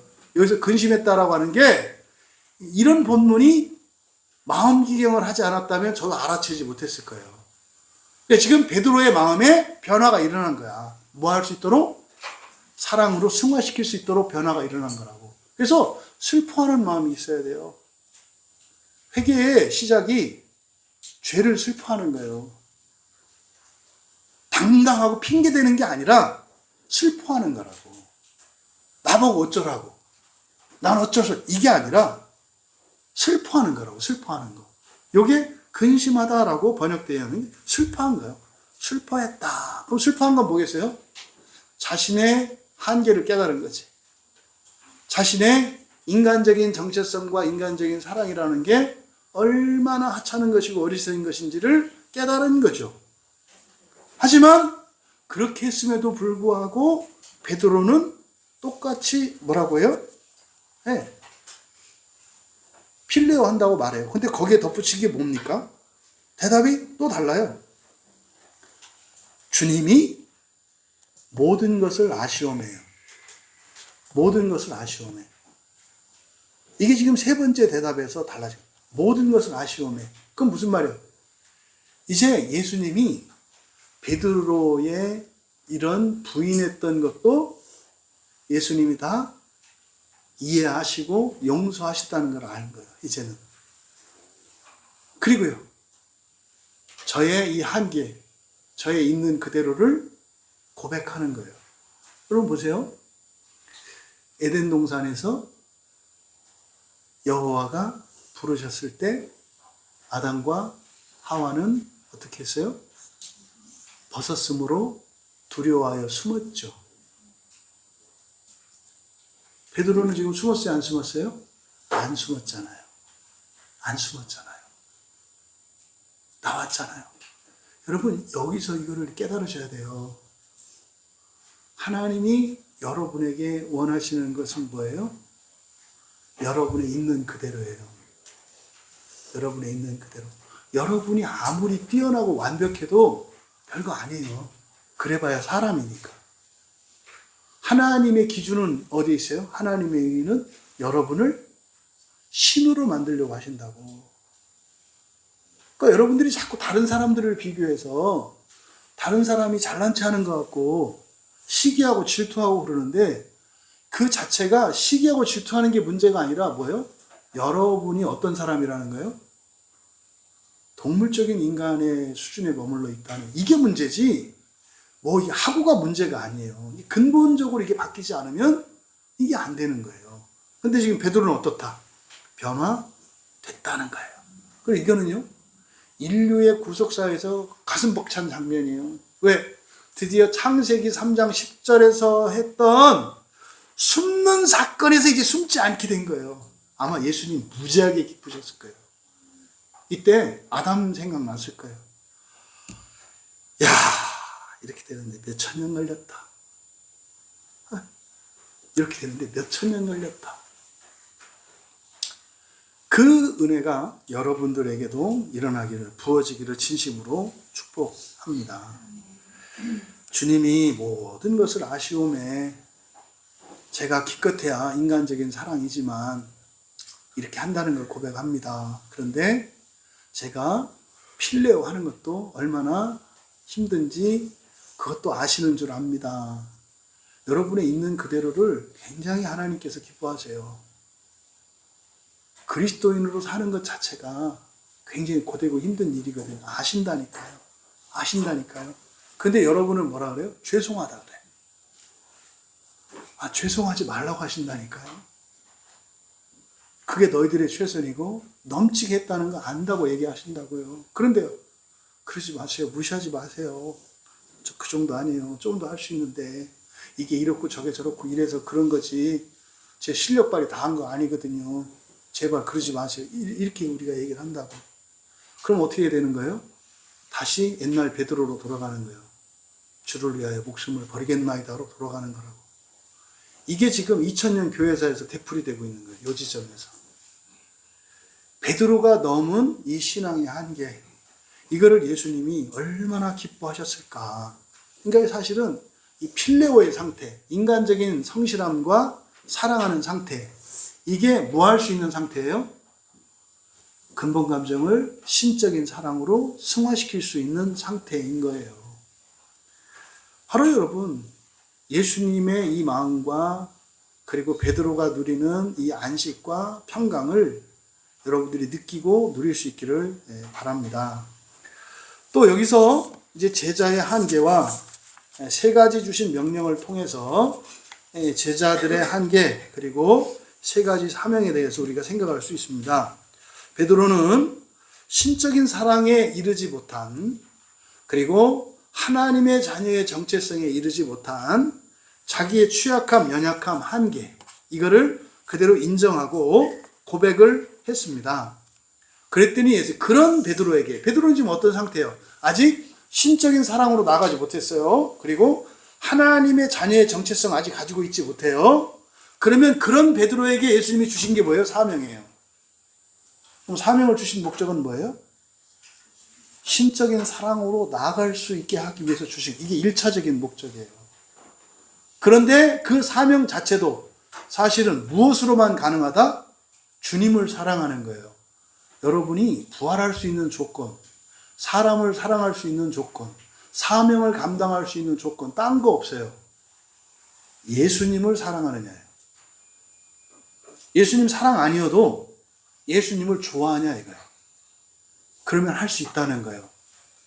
그러면 내가 신적인 사랑으로 바꾸어 주시겠다는 거예요. 그래서 사명은 세 가지 질문을 통해서 우리가 알 수 있는데, 첫 번째가 뭐였어요? 내 어린 양을 먹여라 그랬어요. 내 어린 양을 먹여라. 어린 양은 어떤 상태입니까? 혼자 먹을 수 없는 상태예요. 그러면 어린 양을 먹이는 이 상태가 우리들에게 하면 전도하는 것과 같아요. 어린 양이라고 하는 게 동물적 사람이니까, 그러니까 그냥 절대적으로 먹을 수 없는 사람들에게 주는 거, 어린 양. 이거는 교회 안에 있는 사람이나 교회 밖에 있는 사람이나 마찬가지예요. 교회 안에 있는 사람에게는 따뜻하게 위로해주고 감싸주고 참아주고 기다려주고 이런 거겠죠. 근데 바깥에 있는 사람에게 먹이는 방식은 뭐겠어요? 인생이 뭔지, 인생의 시작이 뭔지, 끝이 뭔지 복음을 전하는 일이겠죠. 그 다음 두 번째가 내 양 프로바톤입니다. 이제 큰 양이에요. 큰 양을 치라. 이게 포이마이노인데 이거는 돌보고 또 보호하고 뭐 목욕시켜주고 때 되면 털 깎아주고 빈대도 좀 잡아주고 또 이 늑대가 잡아먹지 못하도록 울타리도 보강해주고 이런 거예요. 그리고 어떻게 해요? 바른 길로 인도하는 거죠. 이게 누굽니까? 10장에서 나왔던 선한 목자죠. 이 선한 목자의 사명이에요, 이게. 그 다음 세 번째, 내 양을 먹이라. 이제 두 가지가 짬뽕되어 있어요. 어린 양이 아니라 다 큰 양이에요. 근데 먹이래. 그 원래 다 큰 양은 뭐 해야 돼요? 쳐야죠. 보호하고 바른 길로 인도해야 되잖아요. 그런데 여기에 왜 이 양은 먹이라고 그랬을까? 이 양, 이 큰 양인데 이건 누구겠어요? 스스로 큰 양이라고 생각하는 사람들이에요. 스스로 큰 양이라고 생각하는 사람들. 이게 뭡니까? 대부분 교회 바깥에 훌륭한 사람들이에요. 나는 교회 안 다녀도 되는 사람, 내가 교회 다니는 사람들보다 훨씬 나은 사람, 나는 부족함이 없는 사람, 오히려 나한테 도와달라고 해. 그럼 내가 교회에 필요한 거 줄게. 이런 사람들. 그러니까 나는 구원이 필요 없고 내가 도와줄 수 있다고 생각하는 사람. 그 뭐요? 무리를 이끌고 내가 무리를 인도할 수 있는 양이라고 생각하는 거. 이게 뭐요? 인간적인 지도자죠. 인간적으로 능력 있고 훌륭한 사람들이죠. 근데 그 사람들을 먹이라고 했다고요. 그 사람들을 먹이라고. 그러니까 사실은 자신의 그러니까 복음을 알지 못하지만 인간적으로 훌륭한 사람들이에요. 그 사람들한테 먹이래요. 그럼 이 사람들을 먹이면 먹을까요? 안 먹을까요? 안 먹지. 내가 줄게 그런다고 하니까요. 내가 줄게 그런다고. 그러니까 이 사람들에게 먹이는 게 뭐겠어요? 진리고 복음이겠죠. 근데 1차적으로 예수님을 좋아한다면 예수님을 좋아하는 수준이다, 우리도. 그러니까 우리가 그래서 받은 사명은 그 역으로 생각해야 된다고 말씀을 드린 거예요. 맨 처음에 우리의 사명의 시작은 뭐예요? 양을 먹이는 거예요. 뭐 할 때까지? 양을 먹이는 목표가 뭘까요? 어린 양 되게 하는 거예요. 자기가 어린 양이라고 하는 것을 자각하게 하는 양이에요. 자각하게 하는 일이에요. 나는 부족한 게 없어 라고 하는 사람에게 당신은 죄인입니다 라고 하는 사실을 가르쳐주는 일이 내 프로바톤을, 내 큰 양을 먹이라고 하는 이 말씀의 의미예요. 그러면 비로소 이 사람이 어린 양이 되면 그때부터 어떻게 돼요? 주는 거를 받아 먹을 수 있는 어린 양이 돼요. 그래서 하나님의 말씀으로 생명의 양식으로 먹고 비로소 영적으로 장성한 양이 돼요. 그래서 이들이 뭐가 돼야 돼요? 사람으로 바뀌어야 되죠. 신적으로 부활해야 된다고요.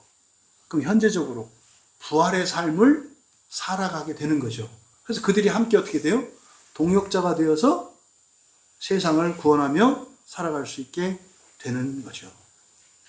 여러분, 지금 현재 여러분들이 경험했던 교회, 지상에 있는 교회의 1차적인 섬김이 바로 이 세 번째, 다 큰 양인 줄 아는 프로바톤을 먹이는 일.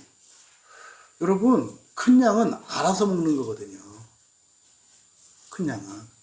근데 큰 양한테 지금 뭐하고 있어요? 어여쭈쭈 하는 거예요. 그러니까 교회 안에 신적인 사랑이 아니라 인간적인 사랑만 있어.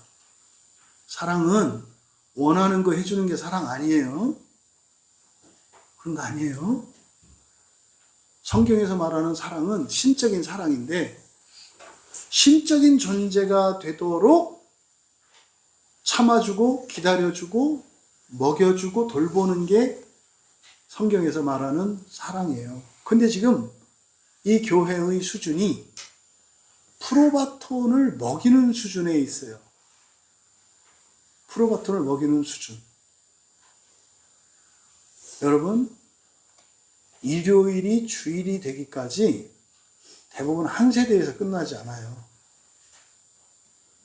일요일 하나를 이름을 주일이라고 정말로 바뀌는 데까지 몇 세대가 걸려요. 몇 세대가. 그러니까 대부분 교회 안에 있는 사람들이 프로바톤의 상태에 있어요. 사회에 나가면 멀쩡한 사람들이 교회에 와서는 애기짓을 해. 근데 본인들은 뭐야? 사회적인 인간적인 정체성을 갖고 교회 안에 있다 이 말이에요. 사실은 교회 안에서 이렇게 그런 사람들을 돌보고 먹이고 할 수 있는 주님의 제자들, 그런 신적인 사람들의 숫자가 점점점 늘어가야죠. 이게 부흥이에요. 그냥 짐승들만 냅다 모아놓는 게 부흥이 아니라 그건 우리지, 우리. 또 우리라고 하면 또 안 되네. 배우리 말고. 그러니까 지금 예수님이 베드로에게 주신 이 말씀 안에는 이 세 번의 질문과 대답과 예수님의 말씀에서 굉장히 풍부하고 신비로운 말씀들이 있다. 왜냐하면 지금 결론이기 때문에 그래요.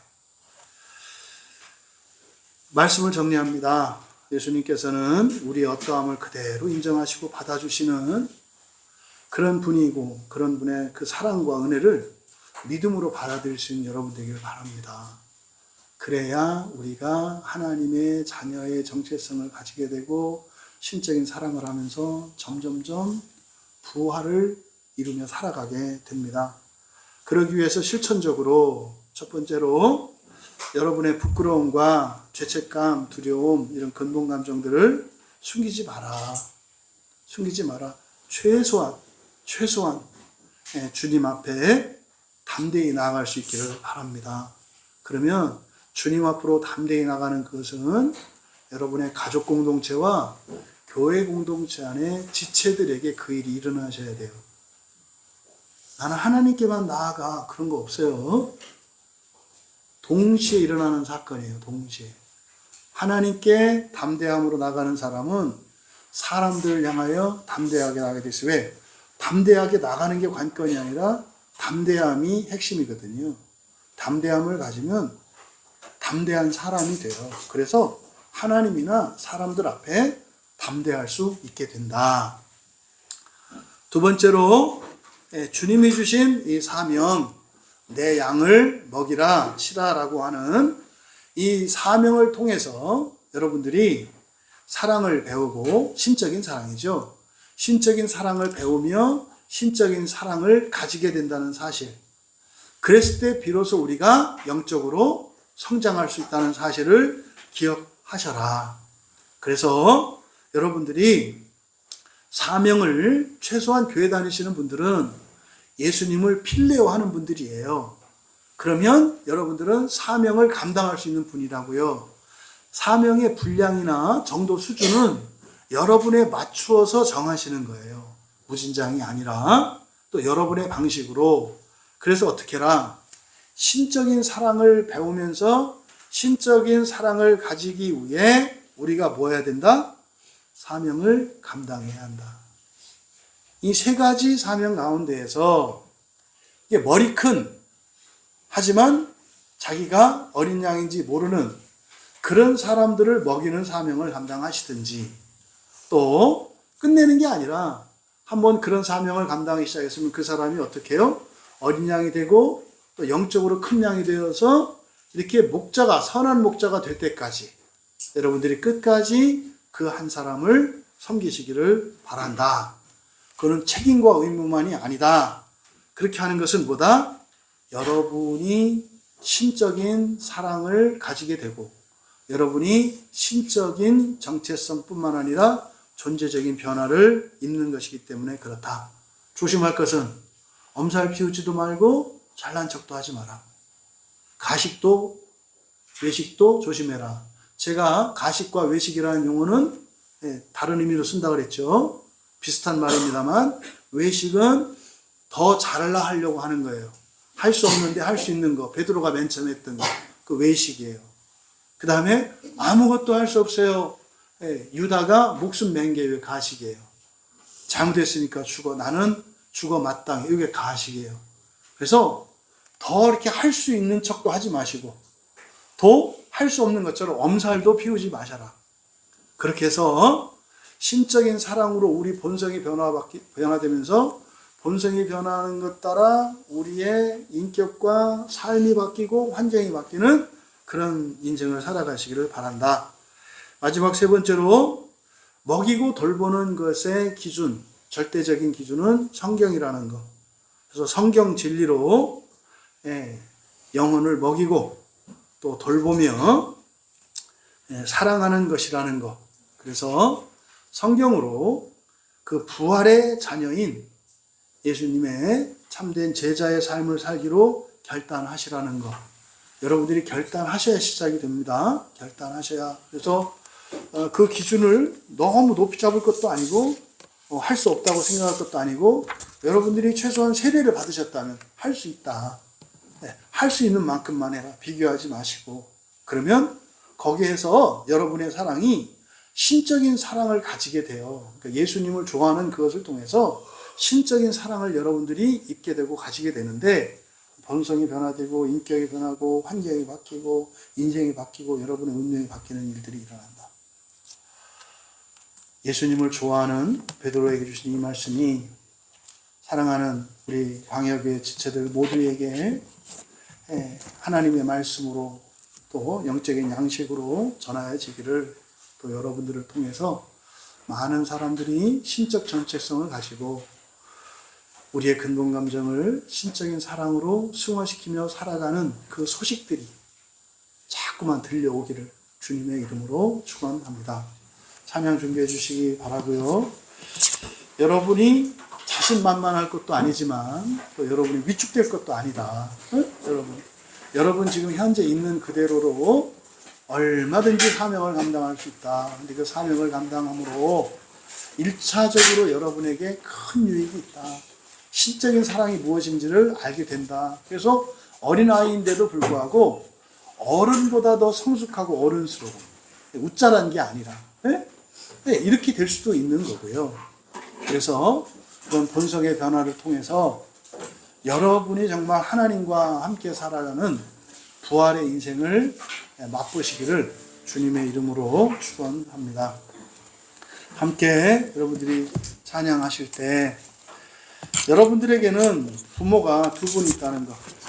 내 몸, 육체를 낳아주신 부모님도 계시고 나의 영을 낳아주신 하나님 아버지도 계시다는 거에서 사람의 부모는 엄마와 아버지로 되어 있지만 영적인 부모는 아버지 한 분 안에 다 포함되어 있는 거예요. 그래서 하나님 아버지는 하나님 어머니, 하나님 아버지 따로 있는 게 아니라 하나님 아버지 안에 어머니됨과 아버지됨이 다 있다는 거. 그래서 하나님 아버지를 찬양을 할 때 또 한편으로는 여러분들의 부모님을 기억하시며 감사하며 존경의 마음을 달아 또 하나님을 경외하는 마음을 달아 사랑의 마음으로 함께 우리 찬양합니다.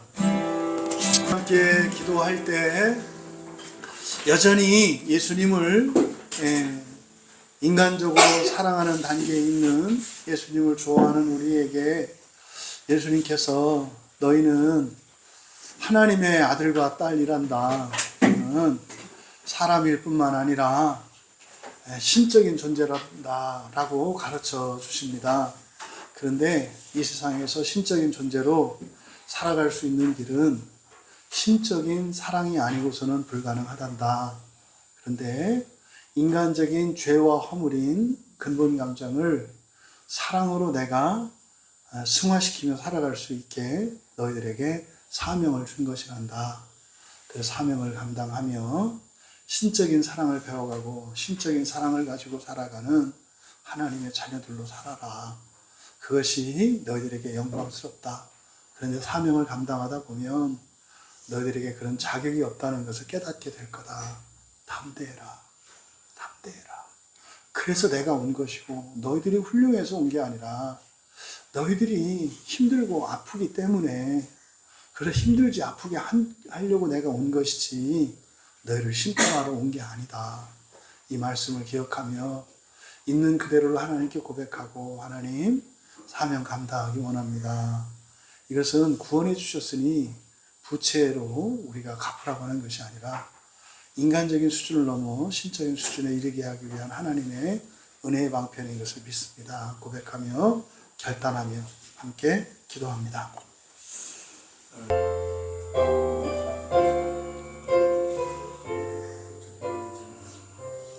하늘에 계신 하나님 아버지, 예수님을 좋아하는 베드로에게 주셨던 이 사명이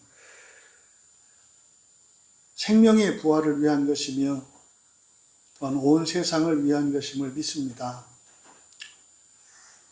베드로와 방불한 저희들에게 주님의 사명이 기쁨으로 감사함으로 받아들여 줄 수 있도록 은혜를 내려 주십시오.